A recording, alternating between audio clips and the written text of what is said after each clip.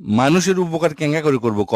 বদনা সেদিন এসে হাত পা ধরে আমার থেকে টাকা ধার নিল, এখন দেওয়ার তো নামই নাই, ফোনও রিসিভ করে না, দেখাও করে না। শোন, টাকা তোলার 3টা টেকনিক আছে। তাই নাকি? ক, অ্যাপ্লাই করবো। প্রথম টেকনিক হচ্ছে ফাঁস করার টেকনিক। যদি ওই টাকা না দেয় তাহলে তুই খেয়াল করবো ওই কোনটি কোনটি যায়, কোন দোকানে বসে চা খায়, কোন দোকান থেকে সদা কিনে, কোন দোকানে বাকি করে।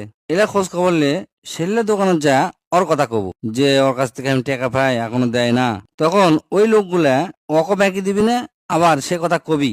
আবার যে দোকানে তুই নিয়মিত কেনাকাটা করে সেই দোকানে তুইও যা কিনবো, কিনে দোকানদার কব ওর কাছ থেকে আমি টাকা পাই, টাকাটা বাকি তখন উনি এসে টাকা দিবি আমার কাছে। বাস এগুলোতে কাম হয়ে যাবি। ওই শোনার পরে মান সম্মানের মধ্যে পড়ে যাবি, তখন তোকে টাকা দিয়ে দিবি। 2 নম্বর টেকনিক হচ্ছে, যদি উনি চাকরি করে কোন দিন বেতন পায় সেটা খোঁজ নেব।